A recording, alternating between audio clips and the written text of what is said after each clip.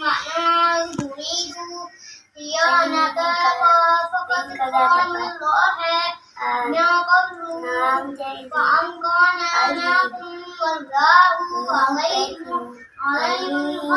إن الذين آمنوا وهاجروا وجاهدوا بأموالهم وأنفسهم في سبيل الله والذين ونصاروا أولئك بعضهم أولياء بعض والذين آمنوا ولم يهاجروا ما لكم من ولايتهم من شيء حتى يهاجروا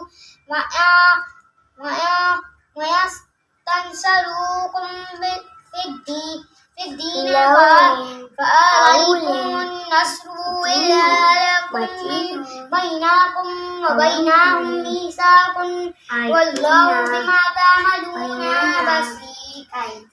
والذين كفروا بعضهم أولياء بعض إلا تفعلوا تكن فتنة في الأرض وفساد كبير. والذين آمنوا وهاجروا وجاهدوا في سبيل الله والذين آووا ونصروا إلى مدتهم إن الله يحب المتقين حتى يسمع كلام الله ثم أبلغه معناه ذلك بأن قوم لا يعلم كيف يكون للمشركين عهد عند الله وعند رسوله إلا الذين عاهدتم عند المسجد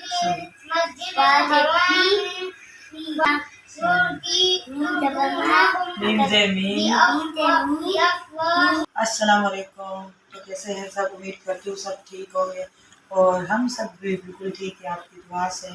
तो आज माशाल्लाह से रमज़ान का त्यौहार चल रहा है और अब ना मेरे काम के साथ ना आप लोग को तो जैसे कि पता ही है, मैं ना अपना हर काम खुद ही करती हूँ।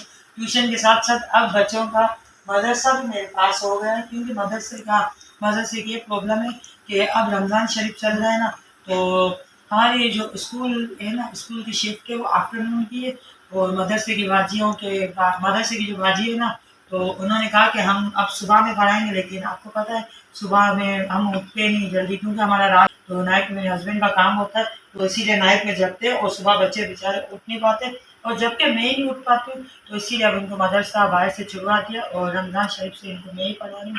और माशाल्लाह से सोना कौन से पारे में? 10 से 12। और ये शीज़ा देख ले, शीज़ा भी आप लोग को बताना चाहती है शीज़ा का सबक देखे कहाँ है।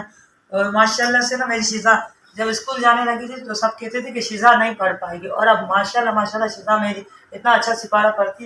तो आज आप लोग ये सोच रहे होंगे कि मैं ना चले पहले ये का टाइम हो चुका है। शीज़ा बंद करो बेटा, ये मुझे दे दो।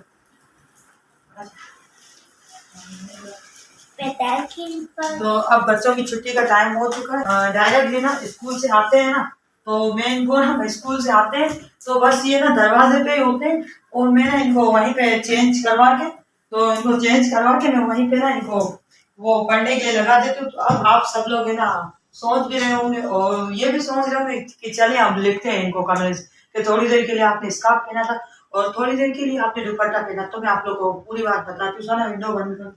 तो बात ये कि हम ना जैसे कि बहुत से लोग, मेरे ख्याल से ना 40 या 50% लोग होंगे ना जो कि इस्लाम के उस पर पूरी तरीके से चल रहे होंगे, जो उसके इस्लाम में यहाँ 45% लोग इस्लाम मेरे ख्याल से जो कि इस्लाम पे चल रहे होंगे, जिसे कि प्रॉपर मतलब ये कि जिस तरह नबी पाक की जिंदगी थी उनकी सुन्नतों पे अमल करते हुए चलते होंगे।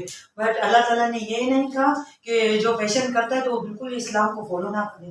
तो बाकी ना 70 से 65% जो लोग हैं ना वो भी दिखावा करते हैं इस्लाम का। तो हम पता है हम देखे सच्चे साफ दिल के मालिक है। मैं तो इतना सीरियसली दिखाता हूँ, अगर मेरा ऐसा होता ना तो मैं आप लोग के सामने हिजाब बांध के रहती, बिल्कुल भी ऐसा नहीं है। तो बस आज आप लोगों को दिखाने का मकसद ये था। बहुत सारे लोग जो कहे अपनी फ्री की फालतू के ना मुझे मशवरे दे रहे हो, बकवास भी कर रहे होते कि आप पूरा रमज़ान ये करती हो, रमज़ानों में घूमती हो, शॉपिंग ना करो। तो अल्हम्दुलिल्लाह घूमते फिरते भी हैं और सब कुछ करते हैं। तो आप ना मेरे घर की रूटीन ना आप सुहाना से पूछोगे, सुहाना आपको बताएगी कि सुहाना आप सुबह में कितने बजे आप लोग को जगाती हूँ? हाँ? सुबह कितने बजे उठाती हूँ मैं आप लोग को? हम लोग ना सुबह 10 बजे उठते हैं। 10 बजे उठने के बाद तो ये हमारी रमज़ान की रूटीन के बारे में मैं आपको बताती हूँ। हम सुबह 10 बजे उठते हैं, तो मैं 10 बजे उठने के बाद बच्चों को उठाती हूँ और नाश्ता देती हूँ, बच्चे नाश्ता कर लेते हैं।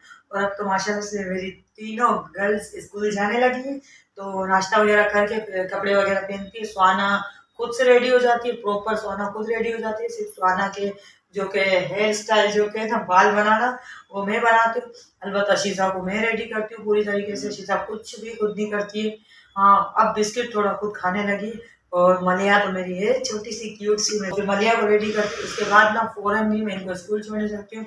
स्कूल के बाद जो कि मेरी रोज़ की रूटीन है, जो कि मुझे आदत है, मैं कितना भी ना घर में सामान एक साथ लेके रखूँ ना, फिर भी बस दिल करता रहता है। लेडीज़ होती है ना अक्सर, तो थोड़ी बहुत जो कि सब्ज़ी वगैरह होती है, एकाध-एका जो चीज़ है, तो वो ले लेती हूँ। बच्चों का नाश्ता वगैरह ये सब मैं ले आती हूँ। उसके बाद ही जैसे ही मैं घर पे आती हूँ ना, फ़ौरन से मासियों की तरह, मासी मेरे घर में है ही नहीं, मैं अपने घर की मासी खुद हूँ।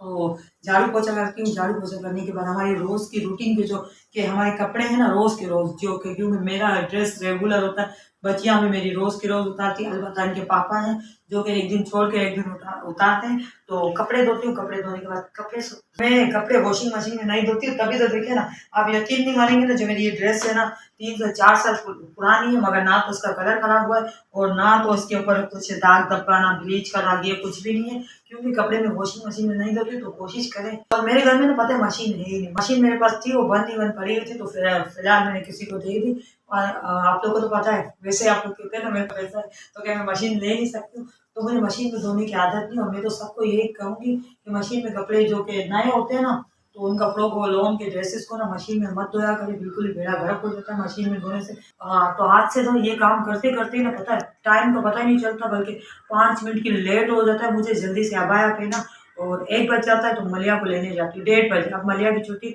1:30 पौने 2 पे होती है, तो मलिया को लेने जाती हूँ। मलिया को लेके जैसे ही ऊपर जाती हूँ, फिर मैं ना, फिर बच्चों का टाइम हो जाता है। ये लोग 2:30 से पौने 3 बजे ये लोग आते हैं, और ये लोग आते हैं इनके कपड़े वपड़े चेंज करवा के, तो इनकी चेंज हो जाते हैं, तो फिर चेंज करवा के इनको ट्यूशन पढ़ाती हूँ। और ट्यूशन के बाद आपसे मदरसा पढ़ाती हूँ।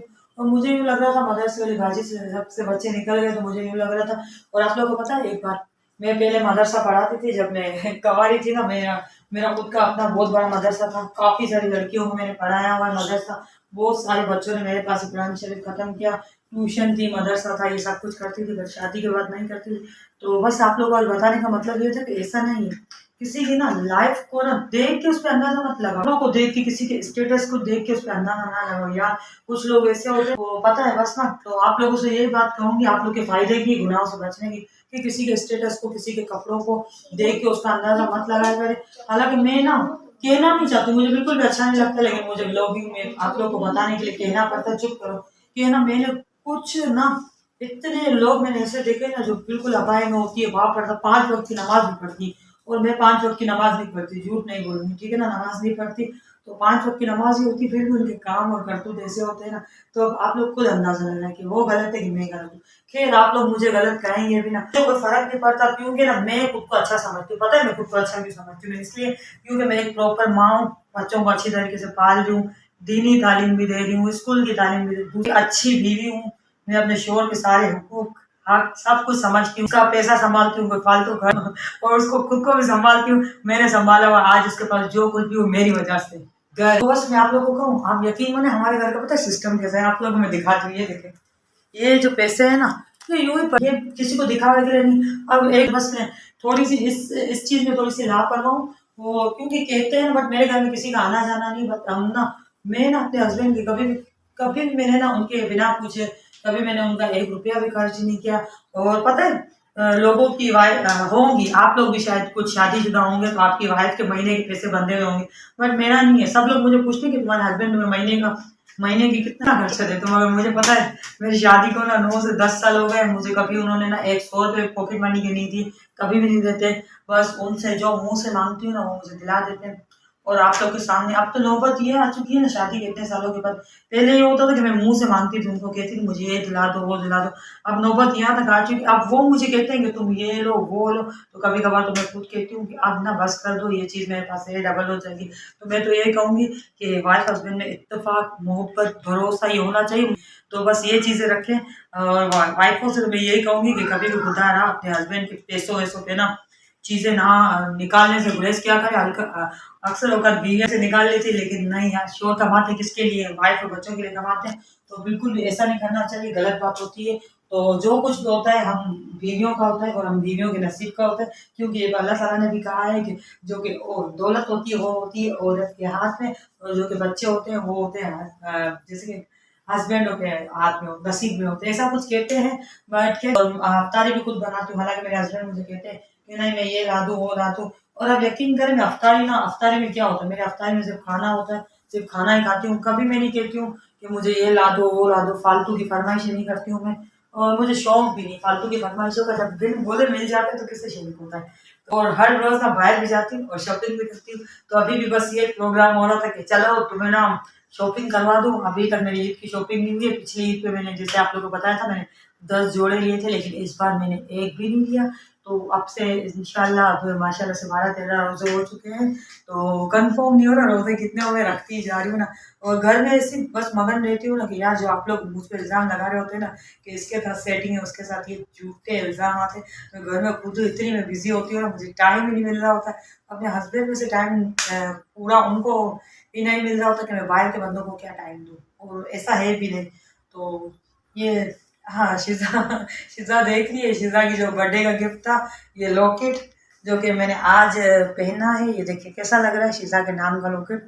ये शिज़ा को हमने ही गिफ्ट किया था और हमने ही पहना है। तो पिछले बार मैंने आप लोग को ये स्टोरी सुनाने वाली थी, फिर अजान हो गई थी तो बीच में रह गई थी। ये लॉकेट शिज़ा को हमने फर्स्ट टाइम ही पहनाया था और शिज़ा ने लॉकेट घुमा दिया था। फिर तो बहुत लंबी कहानी है, बड़ी मुश्किलों से मिला था। तो शिज़ा ने बर्थडे के दूसरे दिन ही मार खाई थी, तो फाइनली लॉकेट मिल गया था। तो आज से मैंने इसे पहना हुआ है। तो बस आपको जो भी करना है, जैसी भी लाइफ गुजारनी है गुजारो। मैं तो कहूँगी फैशन करना है करो ये वो, क्योंकि लेकिन इसके साथ साथ की बात करूँ बेसिक क्या, बेसिक ये कि अगर कोई बीवी है, औरत का कहूँ बीवी है तो अपने शौहर के साथ मुखलिस और ईमानदार रहे। अगर कोई बहन है तो अपने बाप और भाई के साथ ईमानदार रहे। तो अपने माँ बाप की भी बेटियों को इज्जत का ख्याल रखना चाहिए। बस बात यही है, क्योंकि ना ऐसी बहुत सी औरतें देखी हैं जो कि शोरों से ले रही होती हैं, गाली होती हैं, और भाई के बंदों के साथ उनकी होती है तो फिर कहती हैं हमारे शोर हमें प्यार नहीं करते हैं, और बच्चे माशाल्लाह से 6-6 7-7 होते हैं।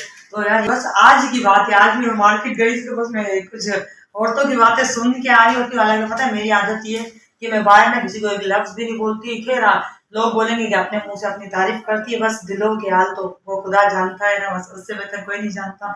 और सबसे बड़ी बात कि मेरे हस्बैंड जानते हैं, तो बाकियों को मुझे बताने की ज़रूरत नहीं। तो मैं आप सबसे ये कहूँगी कि प्लीज़ इस्लाम का दिखावा करना छोड़ दें। इस्लाम में आपको कोई कैद नहीं, आपसे जितना हो सकता है 5 वक्त की नमाज नहीं पढ़ सकते, आप 2 वक्त की पढ़ें, 1 वक्त की पढ़ें, शुरू करें। और रोज़ा तो हम पे फ़र्ज़ है। अलबत्ता अल्लाह ताला ने बीमार के लिए रोज़ा माफ़ किया हुआ है, लेकिन माफ़ बिल्कुल भी नहीं है। रोज़ा फ़र्ज़ी रोज़े हैं जो कि रमज़ान के बाद भी रखने होते हैं। और ना अगर आप नहीं भी रख रहे हैं ना तो खुदा का खौफ कीजिए, दूसरों के ऊपर ना बातें करना छोड़ दें। रमज़ान में आप मुझे कह रहे हैं ना वीडियो बनाना छोड़ दें, तो आप लोग भी फालतू की बातें करना छोड़ दें। अपने घर के साथ अपने मर्दों के साथ मुखलिस रहे। सबसे पहली बात अपने शोहर को खुश रखें, हस्बैंड को खुश रखें।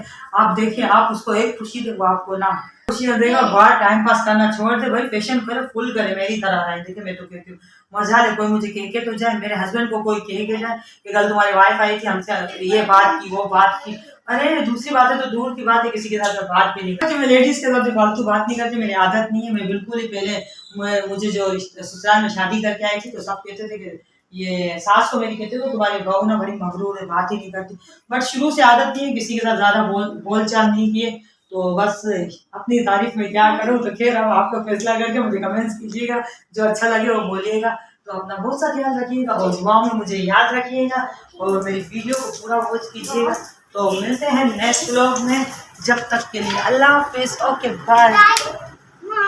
हाँ